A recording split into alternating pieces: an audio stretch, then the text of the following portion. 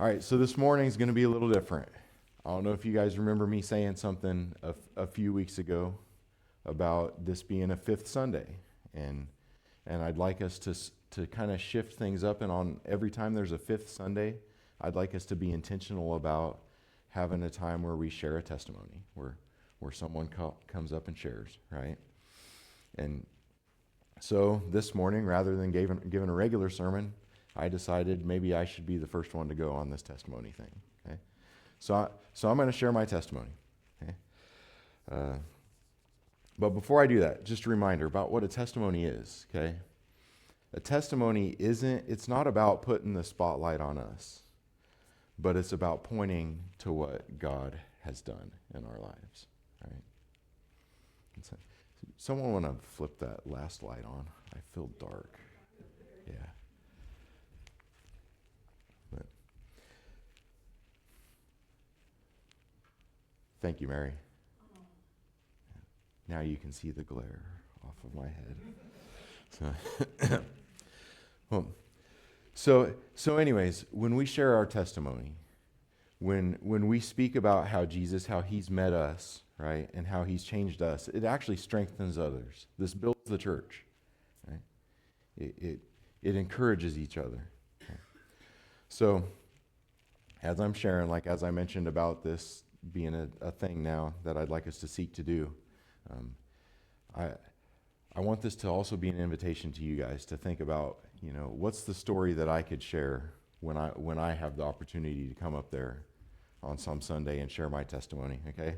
Like if God's worked in your life, you have a testimony too. Like if you've given your life to Jesus, you have a story as well, right? And it's not just one story. You don't just have one story. There's lots of places where God's worked in our lives. And those are all testimonies. So anyways, it's something that we could do more often, We don't have to wait for a fifth Sunday, but at the start, I felt like we should start somewhere. So anyways, with that in mind, I guess, so here's my story. And I'm going to just kind of, life story, right? Not a specific instance, but life story, okay? So basically, my life, how I started, I was blessed to have an amazing upbringing, right? My parents were awesome, right? I can't share this story about how I struggled in childhood. I just can't. I was blessed. I'm one of the lucky, okay? Anyways, I was raised in the First Baptist Church in Durham, Kansas, and that church there laid an awesome foundation for me. Okay? On October 12, 1990, when I was 8, is when I said the prayer in my kitchen, right? And about 6 months later, I was baptized. And so from that point on, I'd live what I would call a pretty normal American life, okay? I went through high school, so I attended school at Center High School down the road, right? Then I eventually went on to college at K-State in Manhattan.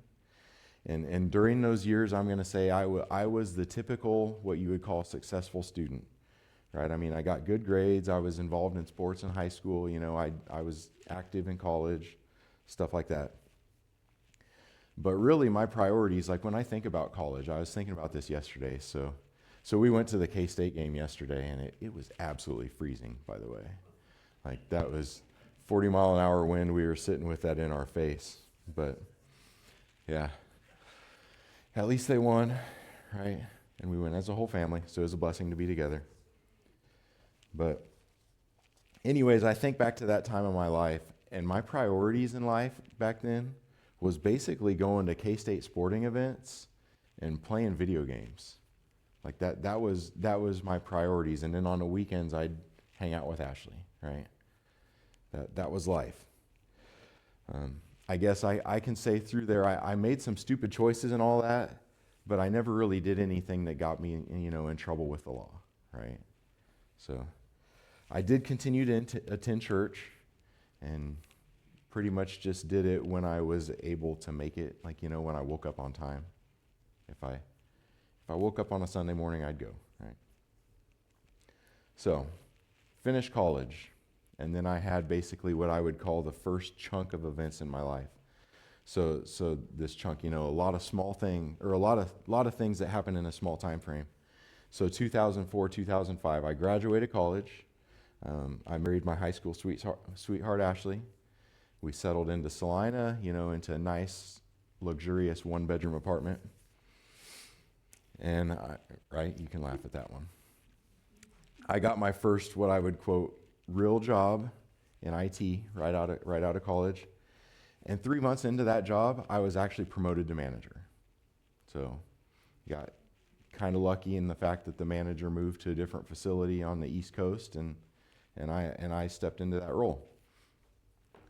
During that time, Ashley and I continued to drive from Salina to Durham for church on Sundays. But then the pastor at that time, his name was Curtis Weens. He's the one that actually married us, but he suggested that we find a church closer to home. He was like, you need to plant your, find your roots, or plant your roots where you're at, settle in. So we decided, we had a child. We in that time frame, so right after that, I got promoted, as I mentioned. 2 days later is when we had our first child, okay? Then about 5 months after that, 6 months after that, we bought our first home. So just that stuff continued. It was pretty busy. So now we're in this point where, we needed to work so we could live, right? Well, with that, we wanted to raise our kids in a church. So we church shopped in Salina a little bit, settled at the First Baptist Church there. And honestly, it didn't take very long before we stepped in and started serving in different roles within the church. And quite frankly, I've served in multiple roles, really haven't stopped since for the past 20 years. Been there pretty busy. But just like my career, I quickly became elevated to leadership roles in church as well. And actually, so, at management at work, by age 22, I was a manager there. By age 26, I was an elder at church. So we're talking quick, okay? I don't know what people saw in me, right? Or why they suggested that, but quickly into those roles. So we attended church regularly. My lifestyle, I'd say I did devotions almost every night. I was leading Bible studies, leading men's groups. Overall, I'm going to say people would have said that I lived my life well, and they would say I was a good person, right? That's just how I would have been described from the public eye, right? We were raised in what I would call the typical American family, right? It was kind of one of those things. We now have 4 children, right? Elena, Talon, Nathan, Lakin. And pretty much, I'm going to say that my life would have been described as being very successful, right? That's what it was looked at as being good. So how would I have defined my life at that point? And at that moment, I would have called it absolute chaos. So why would I have called it that? What did I see in my life? It was this right here. At that moment, we had 3 kids, but that's how many sporting events we had going on, okay? Kids sports was our life. That was it, right? That was the center of my life, my kids, specifically their sports. And quite frankly, their success was the most important thing to me. That was the utmost important in my life, right? I'm a competitive guy. My expectation was winning and being the best one out on the field or the court, right? And if my kids weren't successful, I got angry, just being honest. That's where I said, if they weren't the best, they were failing, is the way it was in my eyes. And quite frankly, I let them know about it, okay? I always wanted better, so I set that bar so high that it wasn't reachable, if I'm being honest. It's a reality looking back on it, man. I am so ashamed of the way that I talk to my kids. Okay? Not only the way that I yelled at them, but the words that I said. It was bad. Okay? Now on top of that, there you see that picture on the top left. I coached quite a few of the teams, so I was heavily involved, and I was right there, right with them. So anyways, our family schedule, it consisted of school and work and kids' sports. And we reached a point to where this was a 7-day-a-week thing. That's basically all we had time for. Every single night we had a practice or a game, and almost every weekend we were traveling for a tournament or something out of town. So our entire life schedule, everything that we did was centered around this thing. Yet, I was still involved with church. I'd go and serve there when I had time, right? And I had to work and provide for my family. So basically what I would say was this right here. This is what I would say was the wheel of my life. Okay? So if you look at that there, the wheel of Jon's life, and those were the things that I was involved in. You know, church was a big thing, work, I had to make money, right? And then I still was hanging out with friends. You know, the kids were, the sports slowly switched from, you know, when we first got married, we were playing our own city league sports, and that slowly transitioned to being kids sports.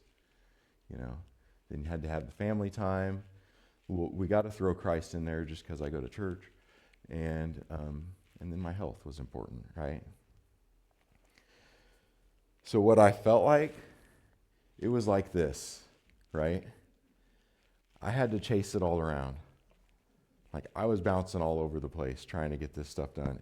And the reality is, I was pretty worn out.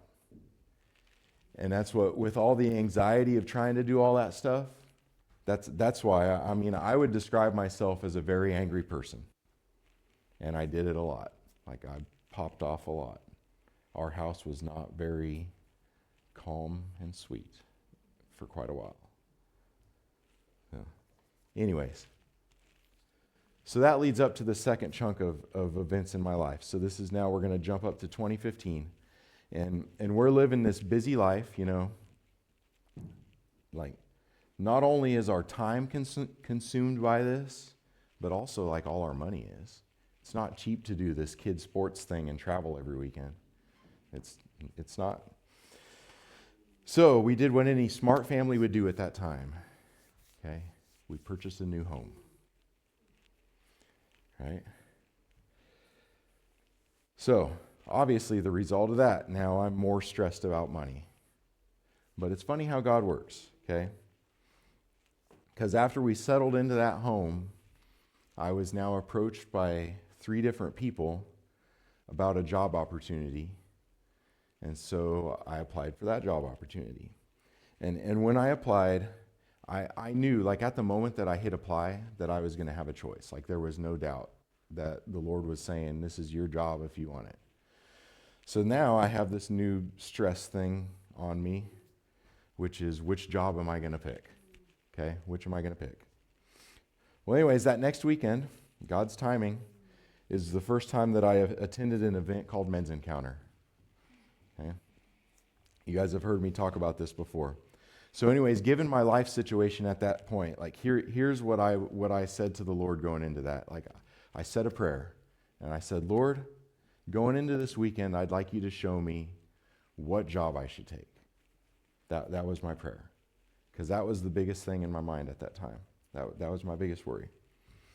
So he made it very clear to me in his answer that weekend as to what I should do as far as a job. And his answer was this. He said, I don't care where you work. He said, I don't care what job you have, but what you need to do is put your trust in me for you and your family. And truth is, he had so much more for me that weekend than just this what job I'm going to take thing that I was going in there with. And it was because of a single verse in one of the teachings that actually tied back to that wheel thing I just showed you. But it is this verse right here. Revelation 3:16. It says, so because you're lukewarm, neither hot nor cold, I'm going to spit you out of my mouth.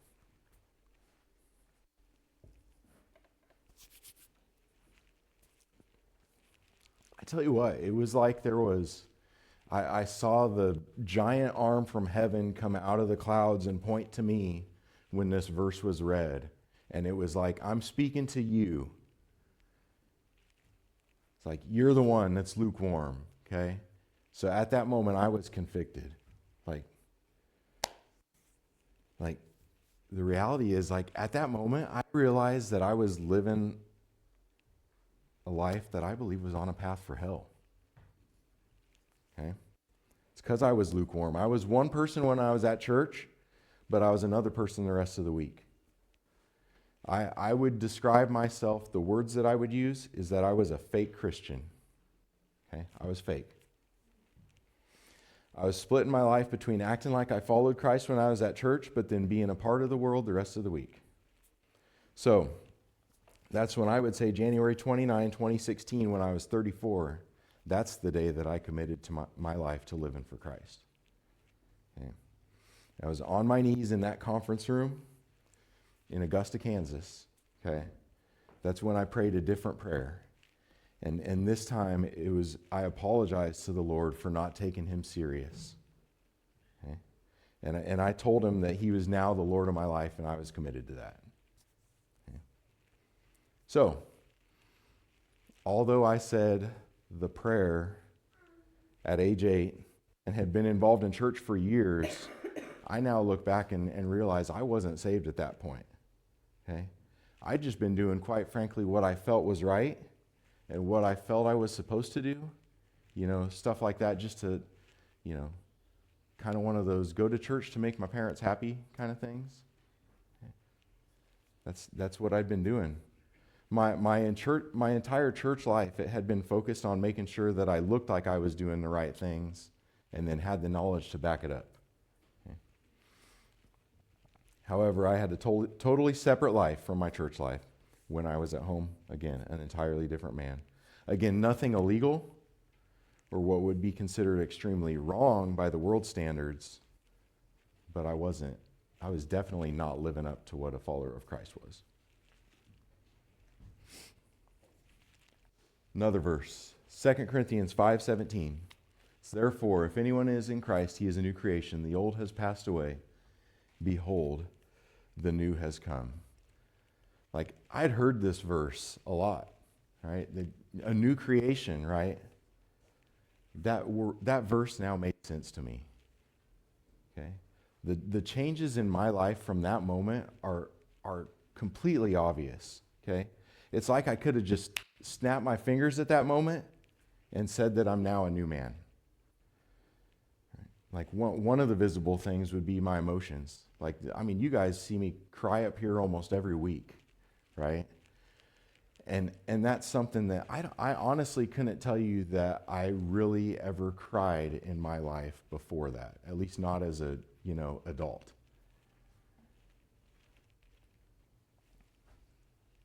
I truly care about others now in a way that I never really had. It's not just about getting my foot forward, right? My anger is down a lot. So what I'm saying is I think that these right there, those things that I just mentioned, those are examples, that's evidence of the Holy Spirit being in my life. Okay? Truth is, up to that point, is that Jesus, you look at that wheel again, Jesus was not the Lord of my life. The Lord of my life was right there in the middle. It was myself. Right? So, I had to make one change, and it was this right there.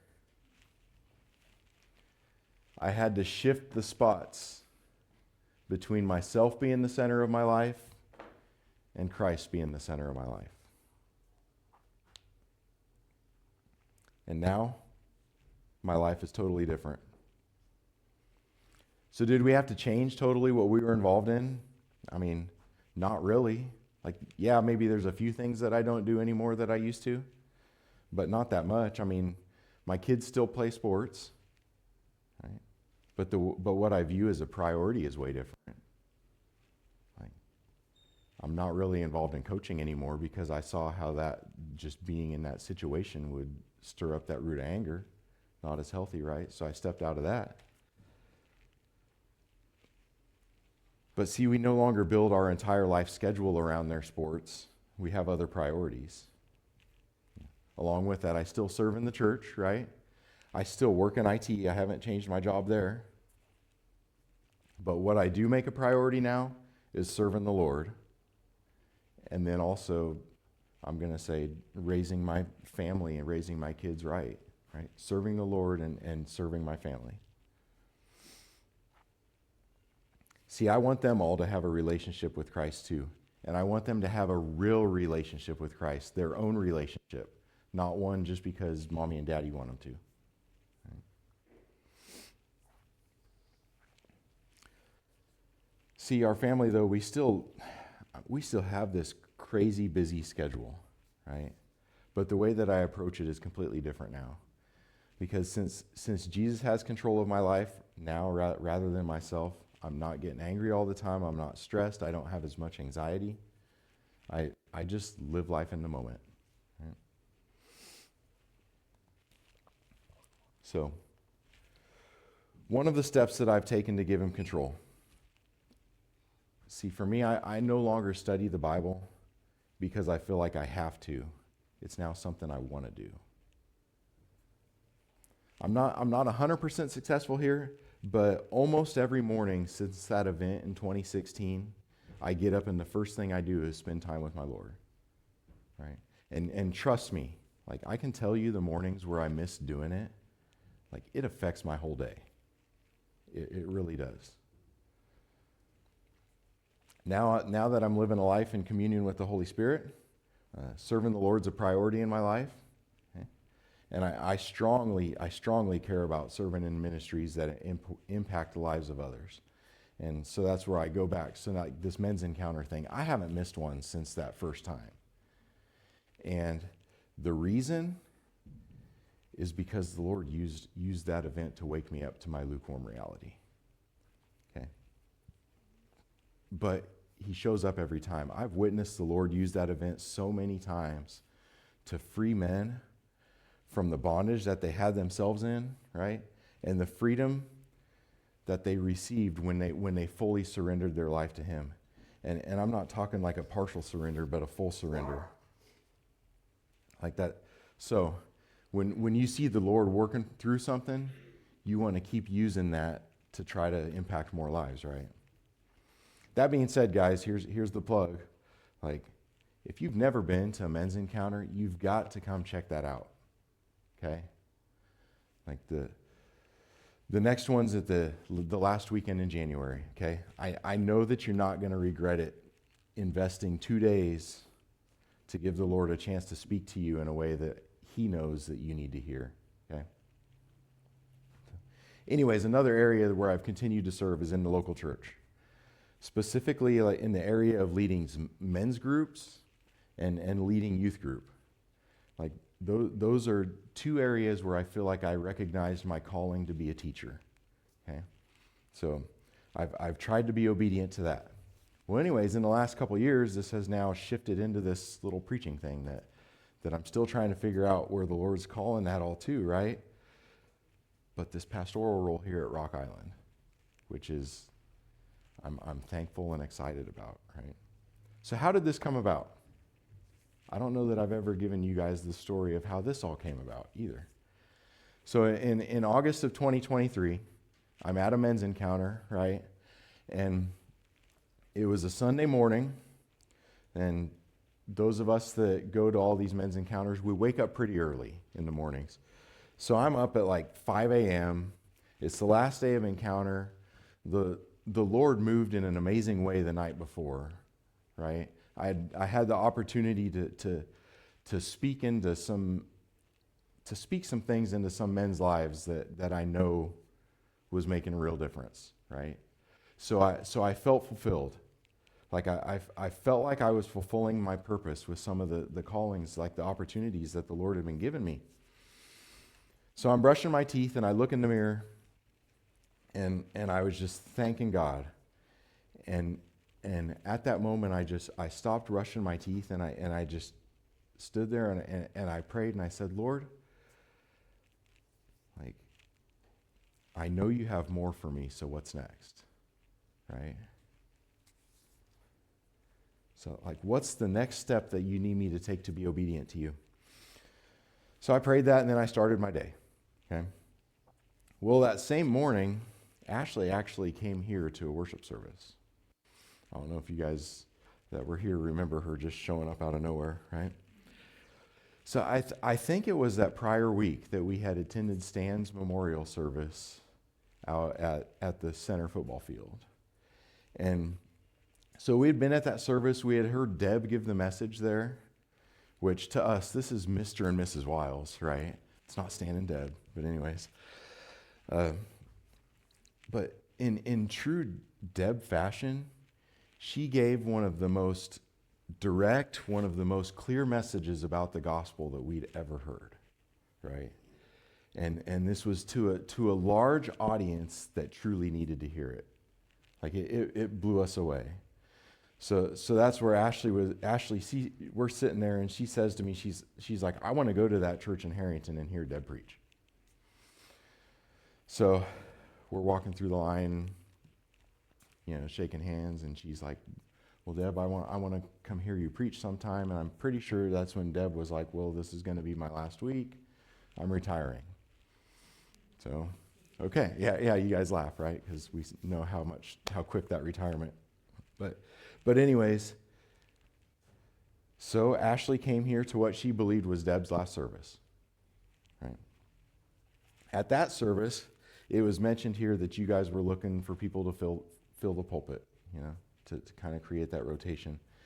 And without consulting with me, it's my understanding that Ashley put my name in the hat for it. Okay?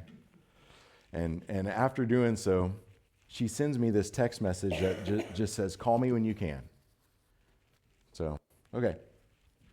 It just happened to be that I was at a place at Encounter where we were at a break, and so I called her right away. And, because usually a call me when you can is like, oh boy. Well, kind of, oh boy. But she told me what she'd offered for me to do.